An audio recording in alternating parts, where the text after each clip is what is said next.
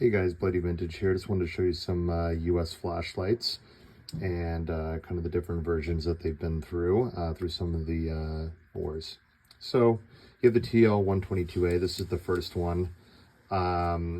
This kind of came out early war to mid-war. You'd see it all through World War II with US GIs. This one's made by Everready, and it's the TL-122A.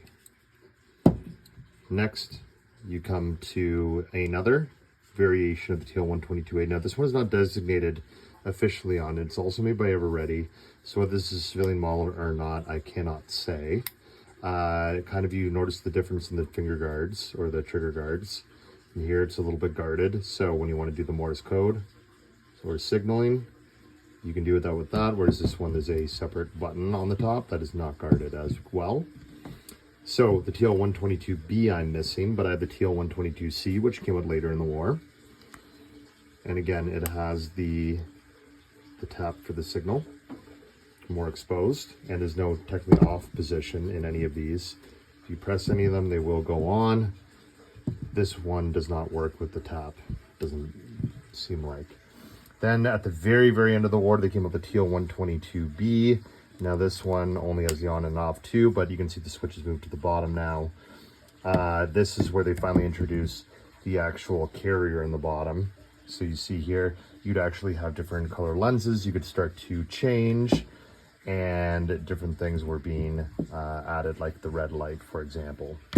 So after that, when Vietnam came, so they used that into the 50s. When Vietnam came, they needed a more waterproof flashlight. So this one is the MX991/U, meaning underwater.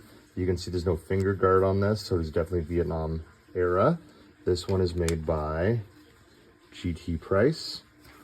And this one also has a signaling, but it also has a full off. So they decided to move it to a signal setting in the middle, and then completely on and completely down to be off.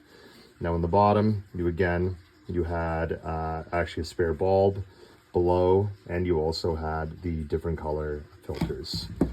And then after Vietnam, they found it was just needed that a trigger guard, that way you were not accidentally pressing this. So this was way more guarded, as you can see, than the ones that came before it that were not guarded at all. And that's kind of the few different versions and how to tell them apart. And that one's the MX212/U.